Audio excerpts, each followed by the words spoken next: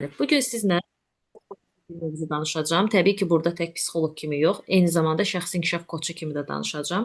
Bir növ şuuraltı növ işləyəcəyik. Vebinarımız qeyd edim ki, praktikdir. Mən qısa danışmağı sevirəm. Heç vaxt 1 saat, 2 saat danışmıram. Artıq mən uzun müddət izləyənlər tanıyır. Maksimum danışma müddətim 20 dəqiqədir və yaxud da ki 30 dəqiqədir. Ondan sonra suallarınız olarsa chat hissəsinə yazacaqsınız. Chat hissədən suallarınıza cavab verəcəm. Səsləri bağlı saxlayırıq ki, video rekord hissəsinə mane olmayaq.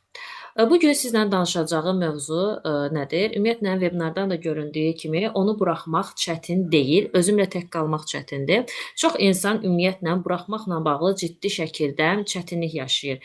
Məsələn, buraxmaq nə deməkdir? Buraxmaq o deməkdir ki, mən birini deməli olduğu kimi itirə bilmirəm. Yəni əslində mən birini itirməyi bacarmıram.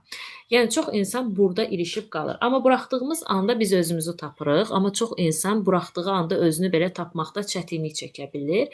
Məsələn, mən burada praktik önərilər üzərindən, səhv eləmirəmsə 7 mərhələ üzərindən qoymuşam. Bu 7 mərhələni tamamlayanda mən artıq avtomatik olaraq özümü tapacağam. Ümumiyyətlə şablon cümlələr çox işlətmək istəmirəm. Biraz məsələnin şuuraltı hissəsi ilə də məşğul olmaq istəyirəm. Ola bilər ki, mən danışdıqca sizdə hansısa bir sual yaransın və belə olan təqdirdə çox xahiş edirəm ki, sualınızı verərsiniz. Məsələn, mən sizə belə bir sual vermək istəyirəm. Ağlınızda bir insan tutun, hansı ki o insan sizi incidir, hansı ki o insan sizi davamlı düşünməyə təhrik edir, hansı ki o insan sizi davamlı olaraq necə deyim də, yəni içinizdə nə isə var o insana dair və siz o insanı buraxa bilmirsiniz. Bu sizin söhbət təbii ki, burada ilk öncə deyim, münasibətdə olduğunuz şəxsdən gedir. Ola bilər partnyorunuzdur, ola bilər yoldaşınızdır, ola bilər münasibətdə olduğunuz adamdır, ya ola bilər boşanmaq istəyirsiniz, boşana bilmirsiniz, ya partnyorunuzdan ayrılmaq istəyirsiniz, ayrıla bilmirsiniz və yaxud da ki, kiməsə yox demək istəyirsiniz və yaxud da partnyorunuza yox demək istəyirsiniz, deyə bilmirsiniz.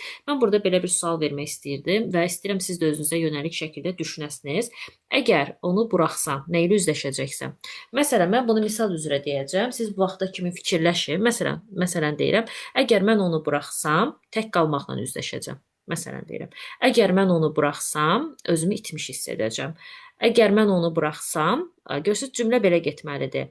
Mən özümü, məsələn, dəyərsiz hiss edəcəm. Əgər mən onu buraxsam, mən həqiqətən sevilmədiyimi qəbul etməli olacağam. Yəni bununla üzləşəcəm. Əslində mən birini buraxa bilmirəmsə, baxın, orada bir dənə yer var ki, mən o etapla üzləşəcəm. Yəni danışdıqlarımı hər kəs başa düşməyə bilər. Biraz dərin danışıram. Yəni bu mindsetdə olmağınız üçün gərək biraz şəxsi inkişafla da məşğul olasınız, amma düşünürəm ki, bir çoxunuza aydındır. Mən istəyirəm indi deyəsiz, hətta chat hissəsinə də belə yaza bilərsiniz ki, əgər onu buraxsam mən nə ilə üzləşəcəm? Baxın, burada üzləşmək istədiyiniz hər nə varsa, məsələn, tutalım, qorxularımla üzləşəcəm, tək qalmaqla üzləşəcəm və yaxud da tərk edilmiş olacam. Bunu qəbul edə bilməyəcəm ki, o məni tərk etdi və yaxud da ki, ümumiyyətlə, baxın, burada bir çox suallar da gəlib, tək qalmaq, boşluq, dəyərsiz hissi. Aha, deməli, mən birini buraxsam, əslində orada üzləşdiyim şəxs mən özümə. İzah edə bilirəmmi? Bu biraz terapevtikdir. Diqqətli olsanız özünüz də tuta bilərsiniz. Elə bir vərəq götürün və yazın. Mən onu buraxsam, nə ilə üzləşəcəm? Hansı qorxumla? Tərk edilmə, rədd edilmə, tək qalma və yaxud da dəyərsizlik hissimlə, yetərsizliyimlə, sevilməməzliyimlə.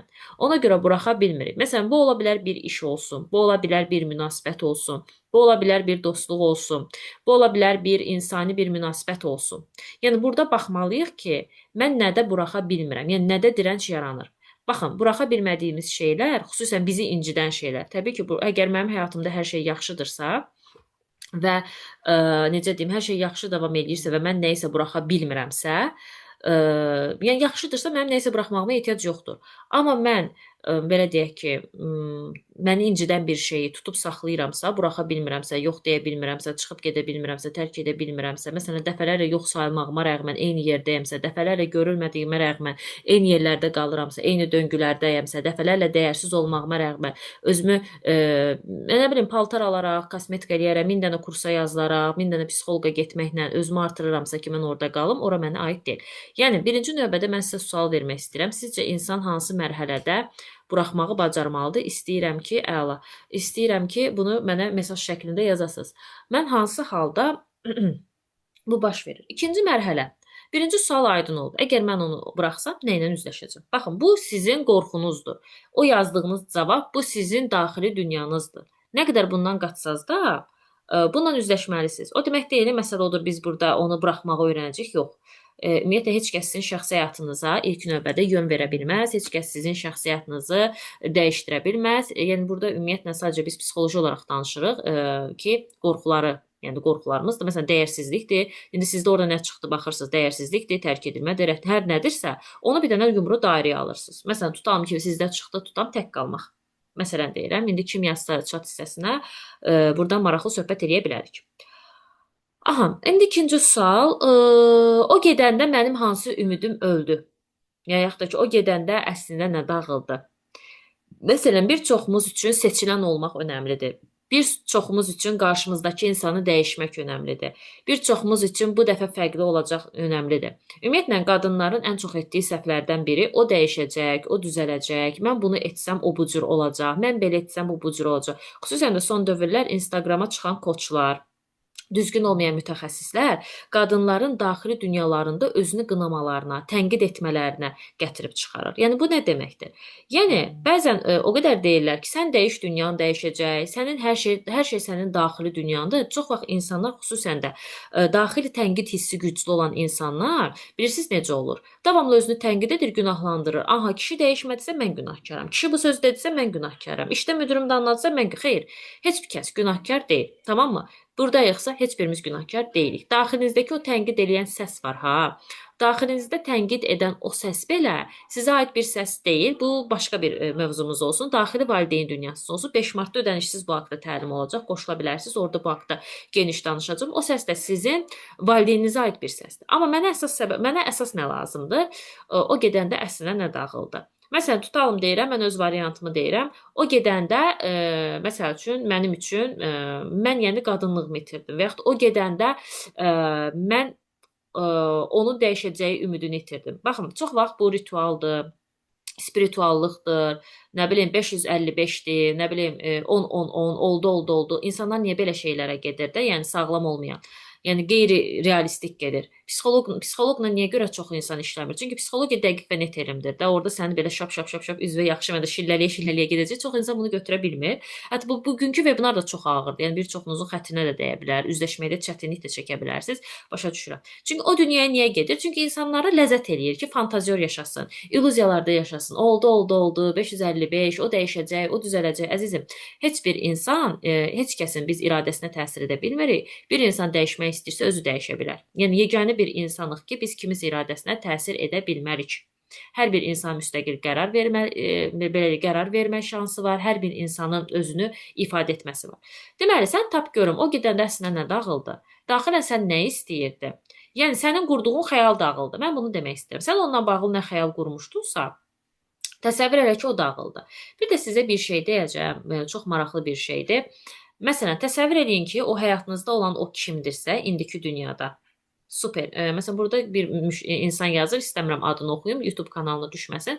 Yazır ki, tək qalacaq boşluğa düşəcəm. Birinci sualın cavabı, sevilmədiyimi hiss etdim. Məsələn, bax bunu yazıb. Çox gözəl, bax ardıcıllığı artıq görür. Bu insan artıq güclü insandır, iradəli insandır. Niyə? Öz qorxusundan, daxili emosiyalarından üzləşməyə hazırdır. Artıq bu mərhələnin sonuna gələndə o artıq nə isə əldə edəcək bu webinardan və yaxud da ki, məsuliyyət götürəcək, bir psixoloqla işləyəcək və yaxud da ki, hansısa bir inkişaf proqramına yazılacaq. Hə, mən bu insana deyirəm ki, supersən. Çünki özün-özündən üzləşirsən. Bu çox yaxşı bir şeydir. Düşünürəm ki, artıq YouTube-da olanda mindən çox izləmə sayını keçəcək və bir çox insana dəstək xarakteri daşıyacaq. Tamam, üçüncü mərhələ nədir? Məsələn, əgər onu buraxsam, özüm haqqında qəbul etməli olacağım bir həqiqət var. Hər kəsi xilas edə bilmərəm, məni seçməyən insanı seçmişəm, sevgi üçün özümü azaldıram. Ümumiyyətlə, mənim bu yaxınlarda uşaq və yeniyetmələrdə kognitiv davranış terapiyası olan bir təlimim oldu. Qrupda reklamını görmüsünüz dəfələrlə. O təlimdə belə, yəni baxmayaraq ki, uşaq və yeniyetmələr idi, orada hətta biz 18 yaş üzəri də giriş elədik. Mən orada da vurğulamışdım, sizin üçün də olsun. Bizim 3 təməl duyğumuz var. Deməli, dəyərsizlik, yetərsizlik, sevgisizlik. İnsan bu üç duyğunun ehtiyacından insanlarla münasibət qurur. İnsanlarla kommunikasiya keçir. Qarşılıqlı nələrəsə çalışır. İndi, əgər mən bir insanı buraxıramsa, baxın, bayaq ki, kimsə orada chat hissədə yazdım ki, sevilmədiyimi qəbul etməli olacaq. Demək ki, hansısa etapda, məsələn deyim, Baxın, insan niyə başqasını xilas etməyə çalışsın? İnsan niyə başqasını dəyişməyə çalışsın? İnsan niyə özünü sübut etmək istəsin? İnsan niyə görə desin ki, mən dəyərliyəm? İnsan niyə görə öz geyimini, öz yaşayış tərzini, öz bədən fiqurasını başqalarına görə dəyişsin? Özünə görə demirəm, başqalarına görə idi. Niyə dəyişsin? Çünki hansısa etapda görülmə, eşidilmə, dəyərli hiss etmə və yetərli olmaq ehtiyacı durur. Deməli, burada biz baxmalıyıq ki, mənim həqiqətim nədir? Yəni duyğu olaraq mənim həqiqətim nədir? Ola bilər ki, sevgi mövzusunda mənim həqiqətim nədir?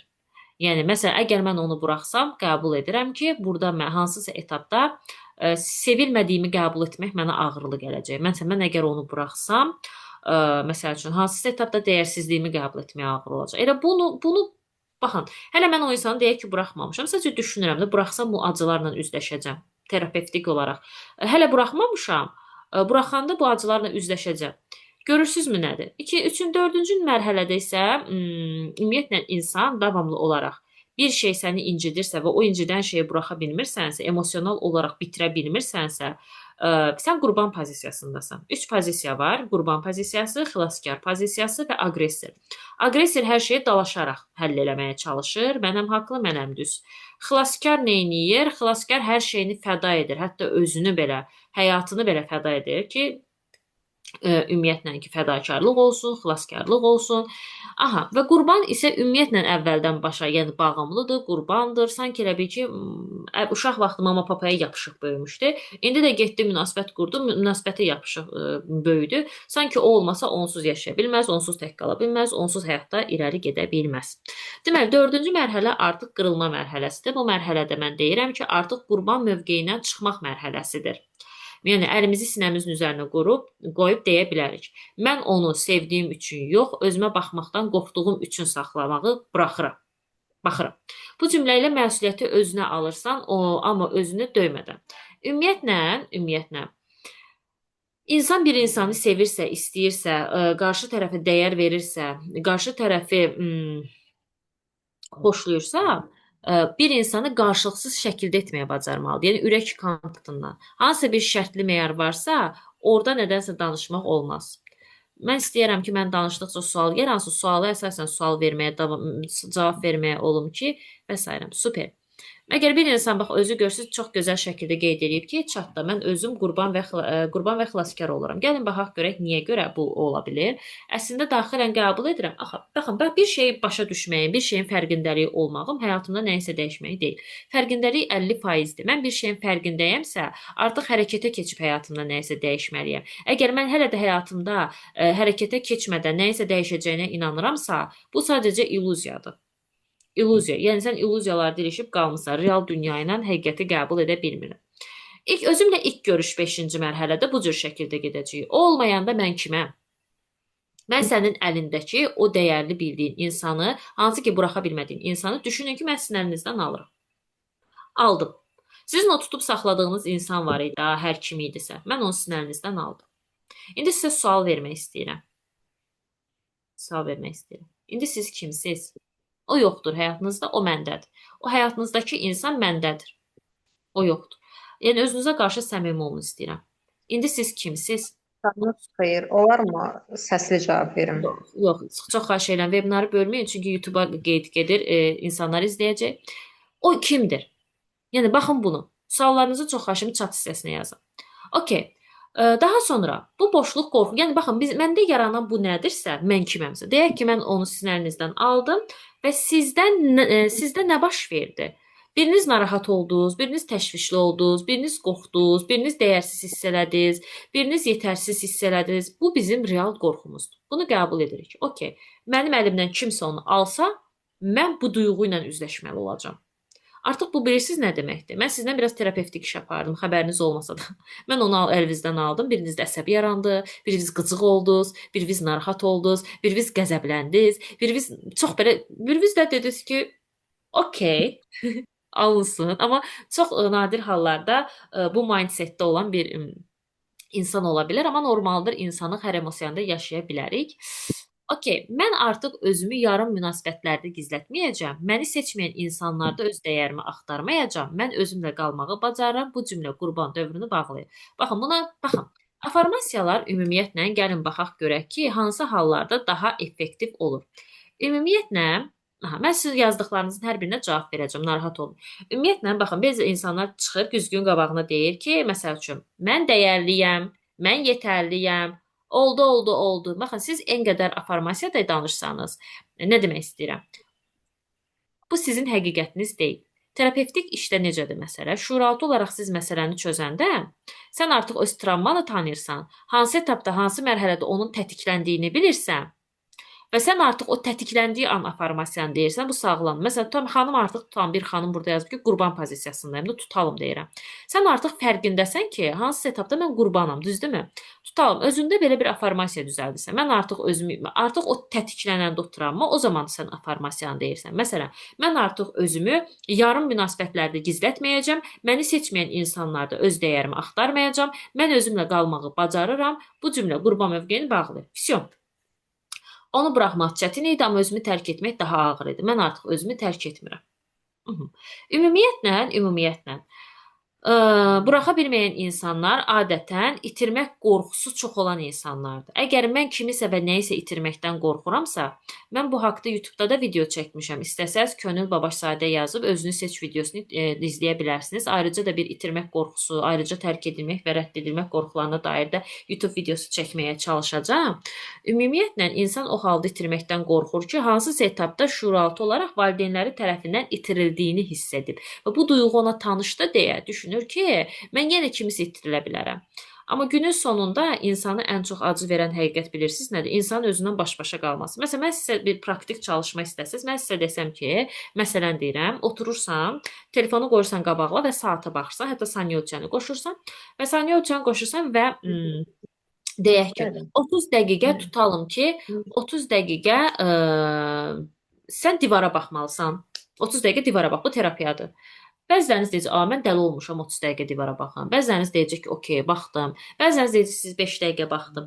Bu niyə görə eləyirlər? Ümumiyyətlə, bu sizə gülməli gələ bilər. Oturub 30 dəqiqə divara baxmaq. Hətta yoqada belə var, beyin sakitdir. Niyə görə? İnsan özünə tək qalsın. Biz o qədər öyrəşmişik ki, hər saniyə telefon, hər saniyə mesaj, hər saniyə zəng, hər saniyə kiminsə varlığı. O qədər başqalarınla zehin olaraq məşğuluq ki, özümüzdən qala bilmirik. Mən başa düşə bilmirəm ki, mənim ehtiyacım nədir, mənim istəyim nədir, mən nə istəyirəm. Məsələn, mən sizə desəm ki, bir kəlmə ilə öz məqsədinizi ifadə edin, məsələn, chat hissəsini yazın, ifadə edin. Görüm aranızda neçə nəfər özünü olduğu kimi və rahat şəkildə ifadə edə biləcək. Çoxunuz başqalarının arzusundan danışacaq, çoxunuz başqalarının məqsədlərindən danışacaq, çoxunuz başqalarına görə, bəziləriniz məsələn bəhanələrdən danışacaq və s. İndi sənə bir sual verirəm. Cavab vermək çox dərin olacaq.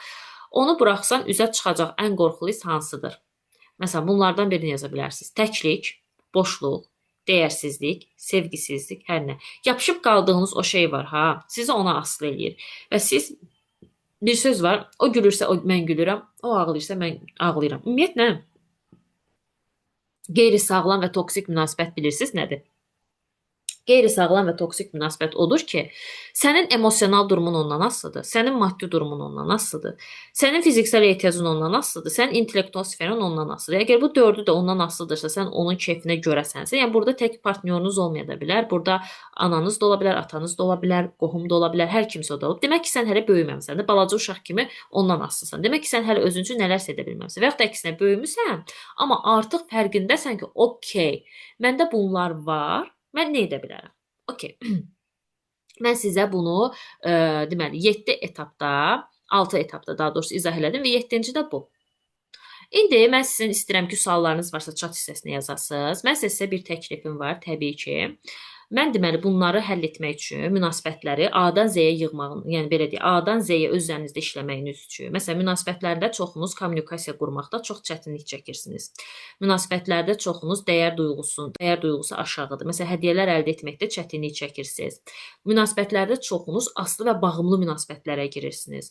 Belə deyək, qarşı tərəfə sərhəd qoymaqda, sizə qıcıq verən, əsəbləşdirən, incidən şeyləri həzm etməkdə çətinlik çəkirsiniz. Aqressiya göstərirsiniz. Toksik münasibətlər münasibət nədir, ümumiyyətlə bəziləriniz bilmirsiniz. Asanlıqla manipulyasiya olunursunuz, bilmirsiniz. Mən bunların hamısını çox rahat şəkildə həll etməyiniz üçün bir psixoloqun 1 saat belə deyək, real seans ödənişinə çox-çox, hətta yarısı qədər aşağı bir məbləğdə bir Telegram kanalı açmışam. Bu kanala qoşulanda 1 aylıqdır, yəni 1 aylıq müddət bir kanaldır. Amma siz davamlı olaraq özlərinizdə işləyə bilirsiniz, 1 ildə işləyə bilərsiniz, 1 gündə bitirə bilərsiniz. Bunların hamısını mən şuuraltı texnikalarla yığmışam. Hətta orada asılılıq texnikasını da mən paylaşmışam. Anatadan asılılıqdan çıxışdır, münasibətlərdə asılılıqdan çıxışdır, özünüzü seçməkdir. Yəni burada yazdığım bütün mövzular emosional boşluqlardır.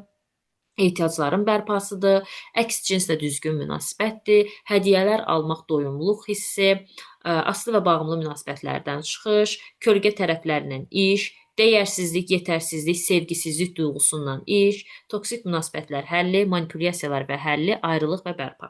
Yəni bir psixoloqa gedib 1 saat ödəniş etdiyinizin yarısı qədərdir bu proqramın qiyməti. Kim qoşulmaq istəsə, mənim WhatsApp nömrəmə yaza bilər.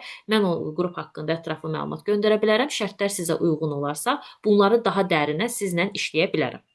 Və mənim ödənişsiz webinar etməkdə də əsas məqsədim odur ki, siz məni tanıyasınız və biləsiniz ki, siz işləsəz necə bir mütəxəssislə işləyəcəksiniz və hansı etapda siz nəyi necə həll edə biləcəksiniz. Amma yox, düşünürsünüzsə ki, hələ biraz daha da güvənə ehtiyacım var. Tövsiyə edirəm ki, YouTube kanalıma keçəsiniz, tamamilə ödənişsiz şəkildə bütün videolarımı izləyəsiniz və fayda götürəsiniz. Çünki bu da artıq YouTube kanalına yerləşəcək və bir çox insanlar üçün faydalı olmuş olacaq. Bu hələ danışdığımın çox az hissəsidir. 2025-ci ildə ən böyük proqramı mənəvi həyatlar proqramı olub. Mənəvi həyatlar vəbşi superdir. Orada valideyn travmaları ilə iş, emosiyalarla iş, münasibət həyatında ümumiyyətlə iş, daxili uşağın sağalması, bütün hər şeydə, yəni münasibətdə uğursuzluq sxemləri, yəni o sxemlərə qədər mən yazıb mənəvi həyatlara vermişəm. O daha iri həcmli bir proqramdır. Təbii ki, ona da qoşula bilərsiniz. Yəni proqramda da həmişə qalırsınız. Şəxsi inkişaf proqramıdır. Mən tərəfindən yazılıb, müəllif hüquqları belə deyək, qorunur. Yəni onu da xüsusi şəkildə qeyd edeyim. Aranızdan qoşulanlar da var. Hətta burada bəzi bir yaxşı mənada bəzi müştərilərim də var ki, indi aranızdan baxırlar. Bir xanım var, vəbşə o mənim bütün kurslarımda iştirak edib. Belə mən indi istəyirəm ki, siz mənə suallarınızı verəsiniz. Artıq amma necə yazılı şəkildə suallarınızı verəsiniz və mən sizə WhatsApp nömrəmi qeyd edirəm. Kimə maraqlı olarsa, belə deyək ki, şəxsimə yazaraq proqramlar haqqında məlumat əldə edə bilər. İndi mən yazdıqlarınıza baxıb suallarınızı cavablandırmağa çalışacağam. Ondan sonra isə yekunlaşacağam.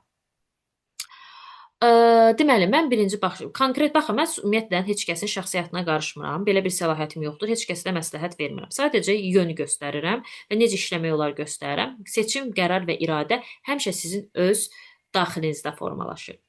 Deməli, xanım yazıb ki, və yaxud da ki, bəy yazıb ki, hədiyyə görməmişəm, ad günlərində dava edir, necə istəsəm dava edər. Ümumiyyətlə, mən bu haqqında, hədiyyələri necə əldə etmək haqqında psixoloji olaraq ən dərin işi daha çox mənim maqnetizm klubumda var, video çəkmişəm. Video format dərsində bir dərslik şəklində çəkmişəm. Ora keçid eləyərək baxmaq olar.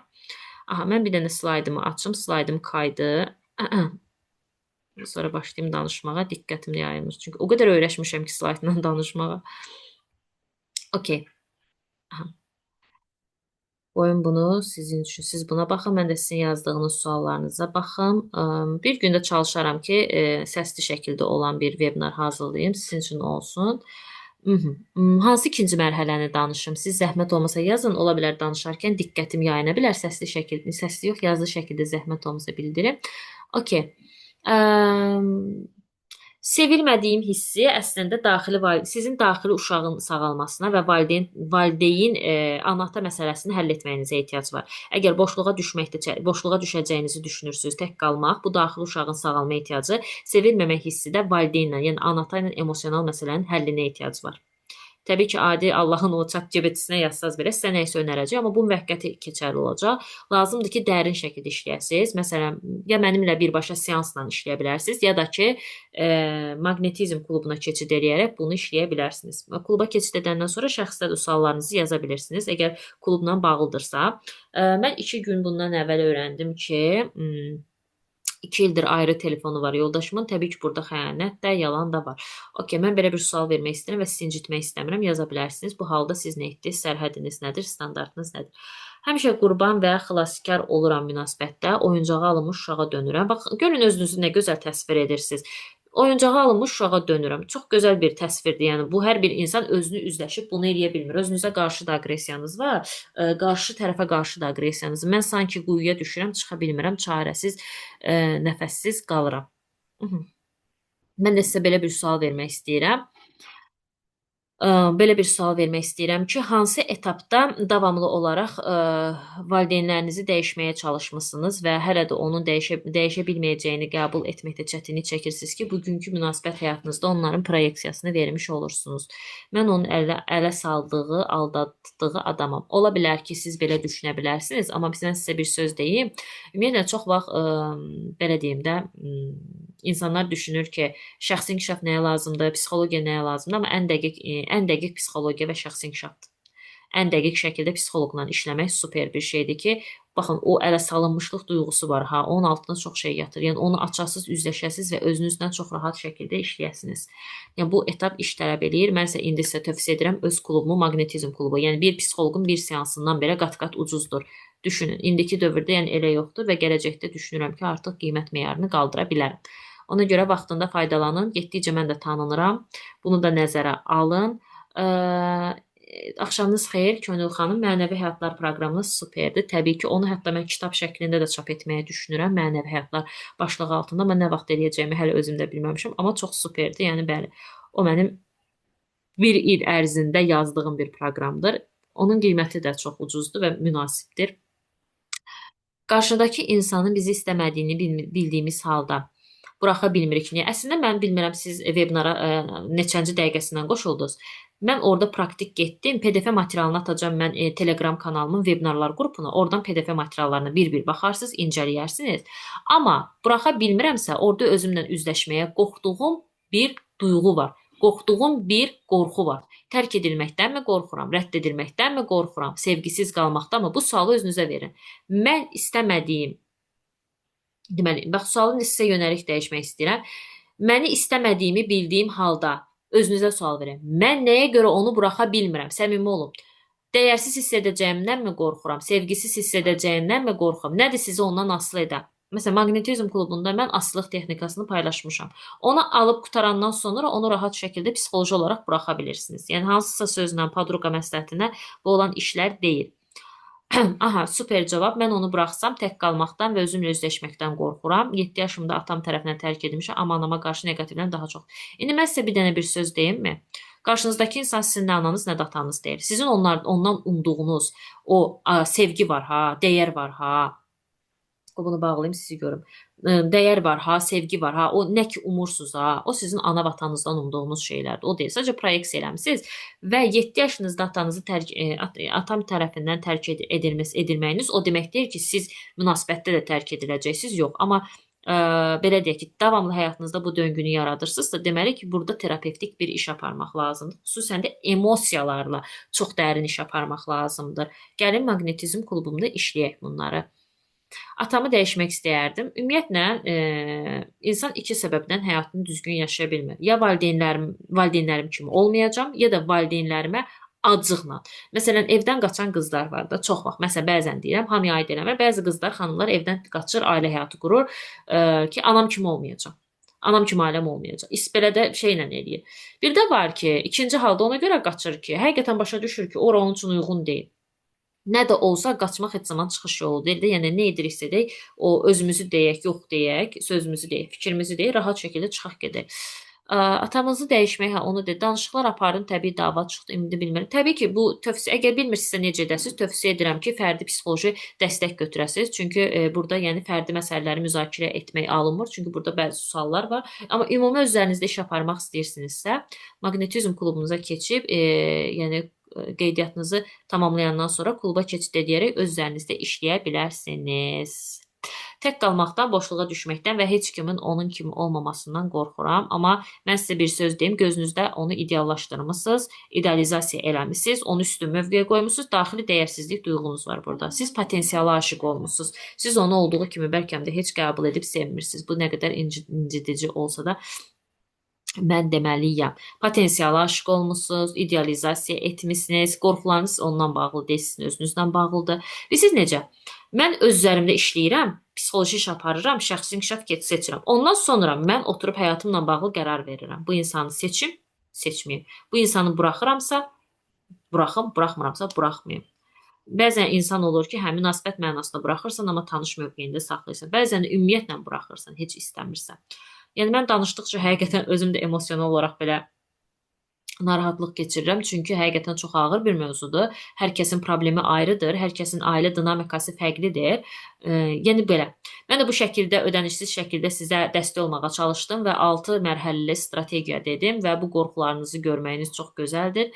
Bəzilərindən necə çıxmaq lazımdır qısa tərzdə dedim, amma daha dərin iş istəyirsinizsə, mən tövsiyə edirəm ya mənimlə fərdi seansı yazılasınız, ya öz xoşladığınız bir psixoloqla, koçla işləyəsiniz, ya da ki, mənim yaratmış olduğum şəxsi inkişaf proqramlarından belə deyək ki, ətraflı şəkildə bəhrələnmiş olasınız. Sizi tanımaq mənim çox xoş idi. İnşallah ki, növbəti vebinarlarımda görüşənə qədər gecəniz xeyrə qalsın.